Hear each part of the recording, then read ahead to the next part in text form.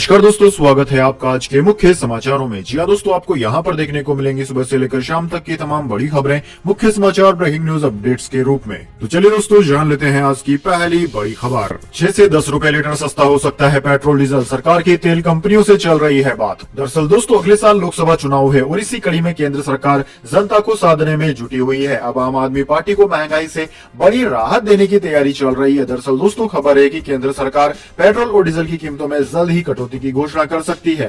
Petrol और diesel की कीमतों में 6 से 10 रुपए तक की कटौती की जा सकती है। इसको लेकर केंद्र सरकार की तेल कंपनियों के साथ बातचीत भी चल रही है।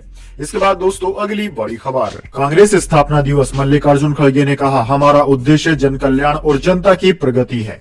जी हां दोस्तों, कांग्रेस अध्यक्ष मल्लिकार्जुन खड़गे ने बृहस्पतिवार को कहा कि कांग्रेस ने हमेशा ऐसे भारत के निर्माण की दिशा में काम किया है जो संसदीय लोकतंत्र और समानता पर आधारित हो। कांग्रेस का आज 139वां स्थापना दिवस है और पार्टी अगले वर्ष होने वाले लोकसभा चुनाव के लिए प्रचार का प्रारंभ नागपुर में विशाल रैली के साथ कर रही है। खड़गे ने सोशल मीडिया मंच एक्स पर एक पोस्ट में कहा कि इंडियन नेशनल कांग्रेस का उद्देश्य जन कल्याण और भारत के लोगों की प्रगति है।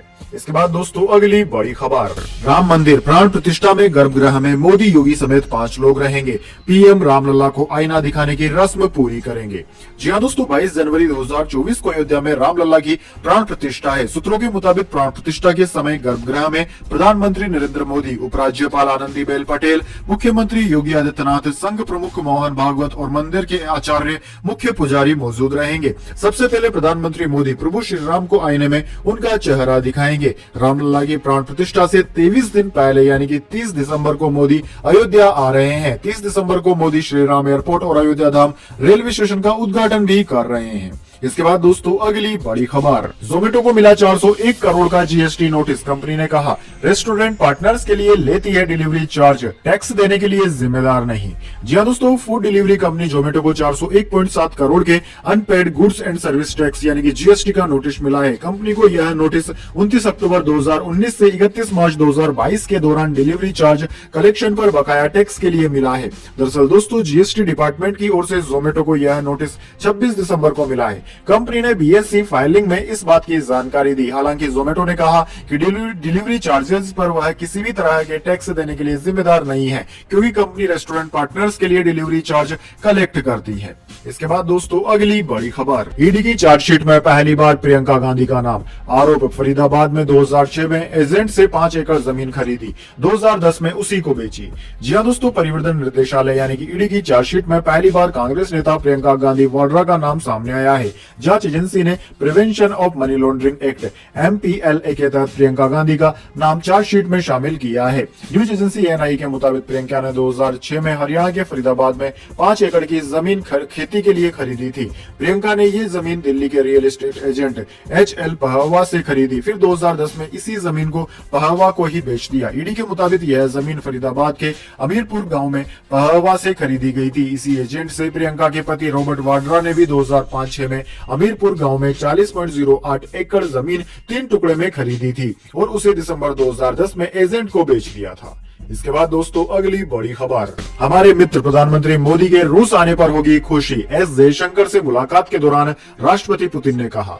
जी हां दोस्तों, रूस के राष्ट्रपति व्लादिमीर पुतिन ने कहा है कि दुनिया में वर्तमान उथल पुथल के बावजूद रूस के भारत और उसके लोगों के साथ संबंध लगातार अच्छे बढ़ रहे हैं। उन्होंने विश्वास जताया कि भारत में अगले आम चुनाव के बाद भले कोई भी राजनीतिक समीकरण बने, लेकिन दोनों देश अपने पारंपरिक मैत्रीपूर्ण संबंधों को बनाए रखेंगे। पुतिन ने यह टिप्पणी बुधवार तब की जब विदेश मंत्री एस जयशंकर ने क्रेमलिन में उनसे मुलाकात की थी। इस दौरान रूसी राष्ट्रपति ने प्रधानमंत्री मोदी को रूस आने का निमंत्रण भी दिया और कहा कि हमारे मित्र प्रधानमंत्री मोदी के रूस आने पर हमें खुशी होगी। इसके बाद दोस्तों, अगली बड़ी खबर। अब प्रदूषण जांच का वीडियो बनाना हुआ अनिवार्य, वाहन पोर्टल पर अपलोड भी करना होगा। गड़बड़ी की शिकायत के बाद सरकार का फैसला। जी हां दोस्तों, अब देश भर में पोल्यूशन अंडर कंट्रोल यानी कि PUC सर्टिफिकेट देने से पहले जांच केंद्रों को टेस्ट का कम से कम 10 सेकंड का वीडियो बनाना होगा, जिसमें गाड़ी की नंबर प्लेट सहित पोल्यूशन टेस्ट की पूरी प्रोसेस से दिखानी होगी। साथ ही रिकॉर्डेड वीडियो सरकार की वाहन पोर्टल पर भी अपलोड करना होगा। दरअसल दोस्तों परिवहन विभाग ने यह फैसला पीयूसी सर्टिफिकेट जारी करने में गड़बड़ी की शिकायत के बाद लिया है। दरअसल दोस्तों देश भर से कई पीयूसी सेंटर्स के खिलाफ शिकायतें आ रही थी कि वे जरूरी जांच किए बिना ही सर्टिफिकेट इशू कर रहे हैं। वहीं कई शिकायतों में यह भी देखा गया कि सेंटर्स कई बार बिना जांच के ही सर्टिफिकेट इशू कर देते हैं। इसके बाद दोस्तों अगली बड़ी खबर, राजस्थान में पेपर लीक पर मुख्यमंत्री सख्त, कहा बड़े स्तर पर होगी मॉनिटरिंग, हेल्पलाइन नंबर भी जारी किया। जी हां दोस्तों, राजस्थान में बीते सालों से लगातार बढ़ रहे पेपर लीक के मामलों पर राज्य सरकार ने सख्ती से निपटने का बीड़ा उठा लिया है। दरअसल दोस्तों इसी घटनाक्रम के चलते राज्य सरकार द्वारा आगामी प्रतियोगिता परीक्षाओं सहित सार्वजनिक परीक्षाओं में पेपर लीक प्रकरण रोकने और नकल माफिया के खिलाफ कठोर कार्रवाई के लिए सख्त कदम उठाए जा रहे हैं। इस संबंध में मुख्यमंत्री भजन लाल शर्मा की अध्यक्षता में गुरुवार को मुख्यमंत्री कार्यालय में उच्च स्तरीय बैठक आयोजित की गई। बैठक में मुख्यमंत्री ने कहा कि आने वाली भर्ती परीक्षाओं में पेपर लीक व नकल जैसी गड़बड़ियों को रोकने के लिए पुख्ता प्रबंध किए जाएंगे। इसके लिए परीक्षा से पहले मुख्य सचिव एवं पुलिस महानिदेशक स्तर से जिला कलेक्टर एवं पुलिस अधीक्षक से सीधा संवाद कर सभी आवश्यक प्रबंध सुनिश्चित किए जाएंगे। मुख्यमंत्री ने परीक्षा केंद्रों पर निगरानी हेतु गठित उड़न दस्तों के लिए पर्याप्त अधिकारी एवं पुलिस बल जिलों को उपलब्ध कराए जाने के निर्देश भी दिए हैं।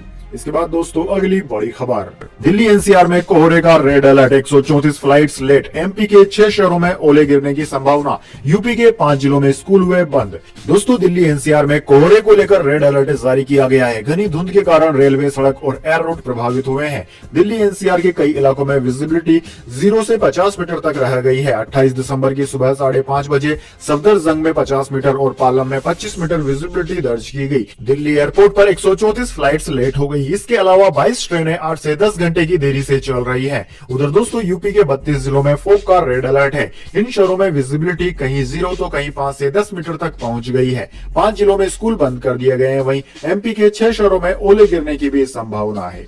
इसके बाद दोस्तों अगली बड़ी खबर, सियासी पिच पर उतरे अंबाती रायडू, जगनमोहन रेड्डी की पार्टी वाईएसआर कांग्रेस में हुए शामिल। जी हां दोस्तों, पूर्व भारतीय क्रिकेटर अंबाती रायडू ने आंध्र प्रदेश की राजनीति में एंट्री ले ली है। 37 साल के रायडू जगनमोहन रेड्डी की पार्टी में शामिल हो गए हैं। संन्यास लेने के बाद पूर्व भारतीय क्रिकेटर गुरुवार को आधिकारिक तौर पर पार्टी में शामिल हो गए। वह पार्टी युवजन श्रमिक रायतु कांग्रेस पार्टी वाईएसआरसीपी अध्यक्ष जगनमोहन रेड्डी की मौजूदगी में पार्टी में शामिल हुए। रायडू ऐसे समय में पार्टी में शामिल हुए हैं जब सभी दल आगामी लोकसभा चुनाव की तैयारी में लगे हुए हैं। ऐसे में सवाल उठ रहा है कि क्या पार्टी उन्हें लोकसभा चुनाव में टिकट दे सकती है।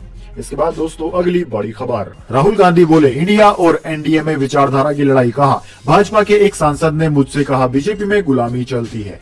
जी हां दोस्तों, कांग्रेस के स्थापना दिवस समारोह में राहुल गांधी ने कहा कि इंडिया और एनडीए में विचारधारा की लड़ाई है। उन्होंने कहा कि कुछ दिन पहले भाजपा के एक सांसद मुझे लोकसभा में मिले। उन्होंने मुझसे कहा कि बीजेपी में गुलामी चलती है, जो ऊपर कहा जाता है वो बिना सोचे समझे करना पड़ता है। बीजेपी में रहकर सहा नहीं जाता। मैं हूँ बीजेपी में मगर दिल मेरा कांग्रेस में है। मैंने कहा भाई दिल तेरा कांग्रेस में, शरीर बीजेपी में, मतलब दिल शरीर को कांग्रेस में लाने से डर रहा है, यही हो सकता है। मैंने कहा मन क्यों नहीं बना पा रहे हो, आप एमपी हो, आप मुझे हिंट दे रहे हो, मन क्यों नहीं बना पा रहे हो।